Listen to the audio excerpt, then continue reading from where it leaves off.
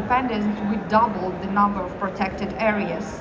And actually one of the new ones is in Luhansk region that was just being planned to be like a reserve national park, is Kremina area. And now in these forests of Kremina there are very bad fights and so many trees are being destroyed, and this is very, very sad. For us, we understand that we later need to renew, to make this area again being green, not just burnt out. And we see that improvement also of tourism infrastructure and making the routes in the places where people can see, the routes that are safe and that would not destruct nature, that will be help sustainable tourism. That is also very important for us to develop general navigation system that people would not enter the areas that are not proper for visiting. And this is what we do actually right now with national parks in western part of Ukraine. As you've seen at the beginning of presentation, it is we are a very big country, and our western part of Ukraine, we still plan even this year to implement some of the infrastructure projects in national parks. So it's also transport infrastructure that would go the routes to those parks and the parkings where the cars would not go to any areas that are protected. And also to mark green tourism routes, those that meet the requirements of barrier-free environment. Because again, and unfortunately, Ukraine now, we have a lot of people that will have disabilities after this war. And the guys in the hospital that are not, you know, where and boys and girls, women and men that will be not able to maybe they should be able actually to still travel, even though they might lost their feet or hands, and unfortunately this is our new reality. So the barrier-free environment is very important for us to be sure it will be everywhere and in the national parks in particular. And arrangement of locations for overnight stays that are sustainable for nature, that would not harm nature, and also availability of all the infrastructure around. And of course the development of national parks identity, as well as conducting advertising campaigns for people to travel. And this year for domestic tourism, that's what we promote, that people that live in the cities, especially those that are under the shelling and close to front line, that they can go to our national parks to have this time with nature and to get away a little bit of bad news and everything else. And now I wanted to show this short video, if possible, about just to see our nature a little bit, so what we have. And so if you could put it on, that will be nice to see what we have to offer. Thank you.